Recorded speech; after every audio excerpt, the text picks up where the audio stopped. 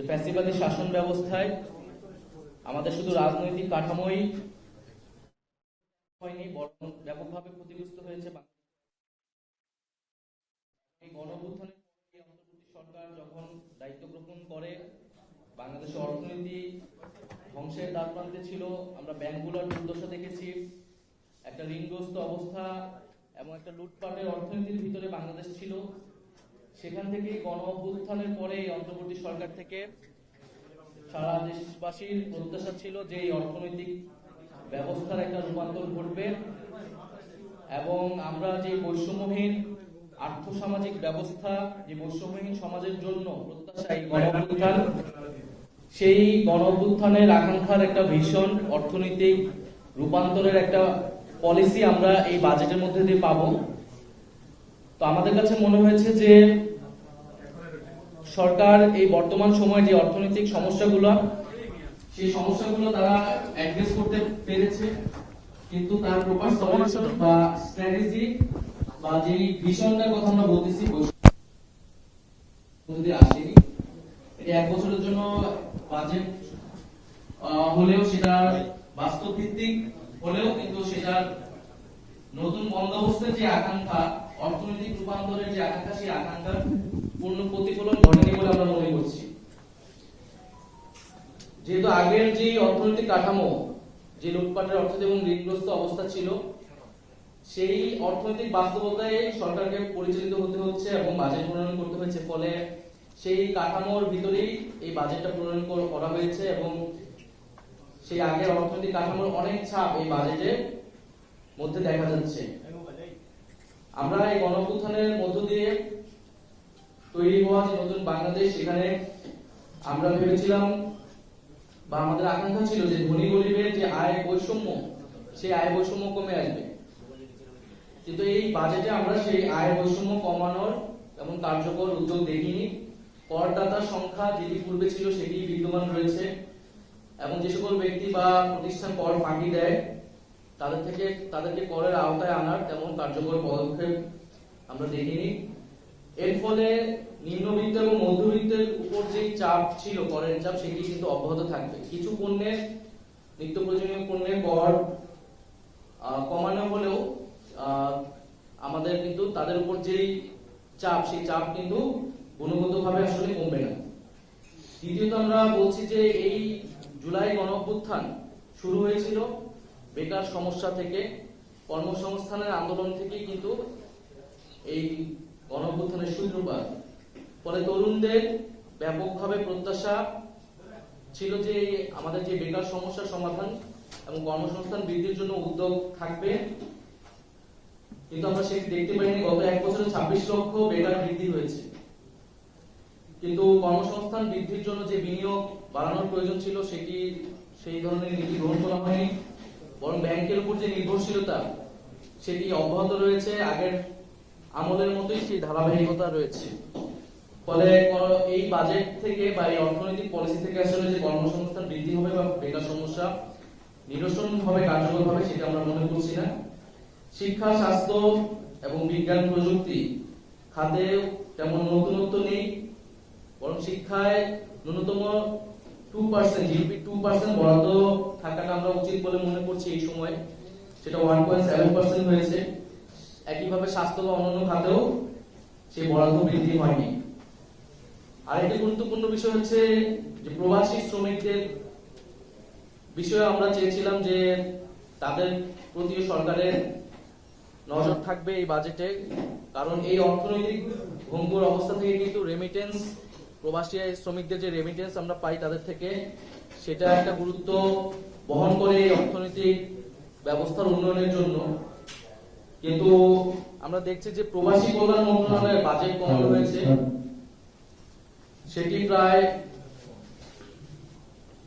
প্রবাসী কল্যাণ মন্ত্রণালয়ের বাজেট অর্ধেক করা হয়েছে এবং এটা আমরা নিন্দা জানাচ্ছি এবং আমরা মনে করি যে এই বাজেটটা প্রবাসী কল্যাণ মন্ত্রণালয়ের বাজেট কমানো উচিত না। কারণ এই আমাদের প্রবাসী ভাইয়েরা তারা কিন্তু নিজেদের উদ্যোগে বিদেশে যায়, দেশের এই প্রবাসী কল্যাণ মন্ত্রণালয় থেকে যতটুকু সুযোগ সুবিধা তাদের দেওয়া হয় সেটিও যখন কমানো হয়, তখন আসলে এই সরকারের আসলে প্রবাসী ভাই বোনদের উপরে আসলে তাদের উদ্যোগ কি সেটি পরিষ্কার হয় না, এবং আমাদের দেশের বাইরে যেসব আমাদের দেশের ভাই বোনরা যায় তাদেরকে প্রাতিষ্ঠানিকভাবে দক্ষ করে তোলার উদ্যোগ যাতে নেওয়া হয় এটা আমরা জানিয়েছিলাম, কিন্তু উল্টো দেখা গেল যে প্রবাসী কল্যাণ মন্ত্রণালয়ের বাজেট কমানো হয়েছে।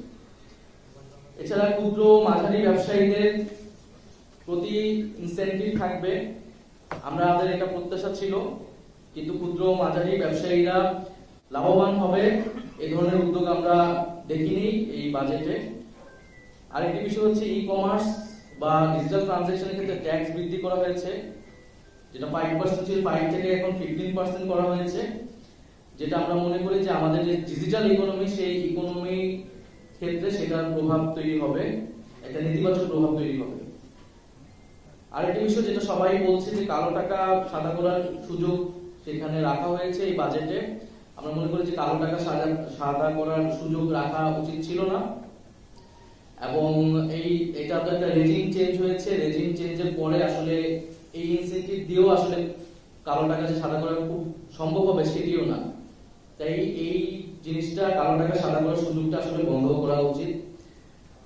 আর সর্বোপরি যে জুলাই আহত শহীদ পরিবার এবং আহতদের জন্য 405 কোটি টাকা বরাদ্দ করা হয়েছে, আমরা এটাকে সাধুবাদ জানাই, কিন্তু আমরা বলবো যে এই টাকাটা যাতে যথাযথভাবে খরচ করা হয় এবং তাদের যে যথাযথ পুনর্বাসনের কথা আমরা বলতেছি সেই পরিকল্পনা মাফিক যাতে এই টাকাটা খরচ করা হয় এবং তাদের প্রতি যে প্রতিশ্রুতি দেওয়া হয়েছিল সেই প্রতিশ্রুতিগুলো যাতে দ্রুত সময়ের মধ্যেই পালন করা হয়।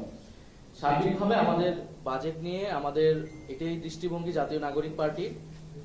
আমরা সরকারের ভিতরে এই বাজেটের ভিতরে সরকারের অনেক চেষ্টা ছিল আমরা দেখেছি, কিন্তু অর্থনৈতিক রূপান্তরের সেই ভীষণ বা কৌশলটা এই বাজেটের মধ্যে সম্পূর্ণভাবে আসেনি বলে আমরা মনে করি। যদি আপনাদের কোনো প্রশ্ন উত্তর থাকে।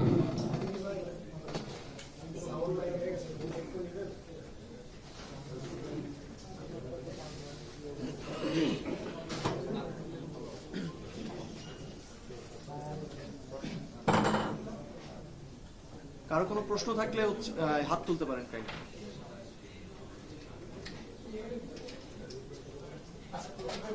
আমরা দেখি যে কালো টাকা সাদা করার সুযোগ দেওয়া হয়, কিন্তু এখানে কালো টাকা কালো হচ্ছে প্রতি বছরই। এইখানে রাষ্ট্রীয় যে সংস্থাগুলো বাজেট মানে যারা এগুলো নিয়ন্ত্রণ করে তাদের গাফিলতি আছে কিনা? প্রতি বছর বাজেট ভেঙে দেখা যায় কালো টাকা সাদা করার সুযোগ দেওয়া হচ্ছে। কালো টাকাগুলো তো তৈরি হচ্ছে আমরা কিন্তু ট্যাক্স না দেওয়ার কারণে। এটাই ভালো কথা। এইখানে তাদের কোনো ঘাটতি আছে কিনা আপনি মনে করেন? সেখানে তো ঘাটতি আছেই, কারণ যারা ট্যাক্স ফাঁকি দেয় যে সকল প্রতিষ্ঠান ব্যক্তি, আমরা তো প্রথমে বললাম যে তাদের থেকে কর উত্তোলনে বা করের আওতায় আনার আসলে ব্যবস্থা নেওয়া হয়নি, এবং যে এনবিআর সংস্কার সেই সংস্কারগুলো বাধাগ্রস্ত হচ্ছে, ফলে সেটা আসলে আগের যে সিস্টেম সেই সিস্টেমের ধারাবাহিকতাই হয়েছে।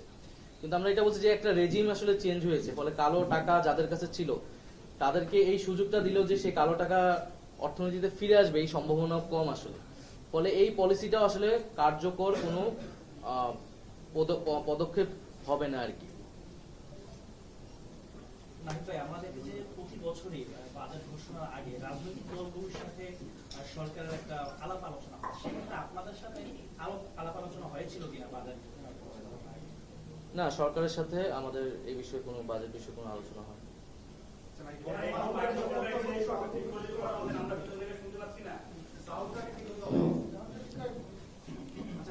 বর্তমানে তো অন্তর্বর্তী সরকার, যদি ডিসেম্বরে নির্বাচন হয় তাহলে তো আবার নতুন রাজনৈতিক সরকার আসবে। যদি এই সরকারটা বাজেটটা পেশ করে তাহলে আবার জুন পর্যন্ত যাবে। তো যদি রাজনৈতিক দলের সাথে আলাপ আলোচনা না করে বাজেটটা হয়, আপনারা রাজনৈতিক দল হিসেবে এটা কি সাধুবাদ জানাবেন?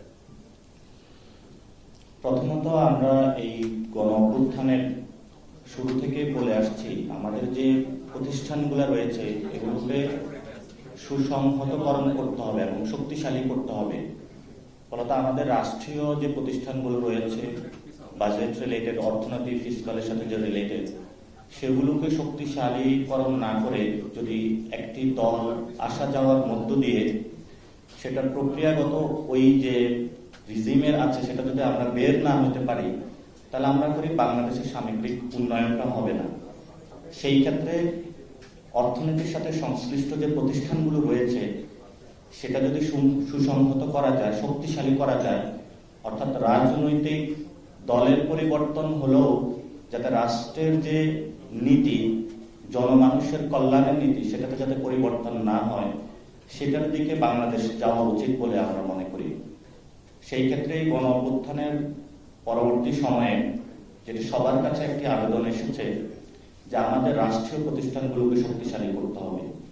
তো আমাদের জায়গা থেকে আমরা মনে করি রাজনৈতিক দল অবশ্যই কমেন্ট করবে, কথা বলবে, তাদের প্রস্তাবনাগুলো দিবে, কিন্তু প্রতিষ্ঠানের দিকে হলো আমাদের ফোকাস করা উচিত এবং সেই ক্ষেত্রে প্রতিষ্ঠানগুলোকে শক্তিশালী করে আমাদের এগিয়ে নিয়ে যেতে হবে। আপনারা দেখেছেন যে এনবিআর এর মধ্যে একটা আন্দোলন হয়েছে, কিন্তু এনবিআর এর বর্তমান যে সিস্টেমটা, এই সিস্টেমের মধ্য দিয়ে যারা রাঘববোয়াল রয়েছে, বড় বড় অর্থের কর ফাঁকি দিচ্ছে, অর্থ লুপাট করছে, তাদের থেকে কিভাবে ট্যাক্সেশন প্রক্রিয়াটা সুন্দর করা যায়, সেই ক্ষেত্রে আমরা কোনো স্ট্র্যাটেজিক কৌশল দেখি নাই বর্তমান বাজেটে।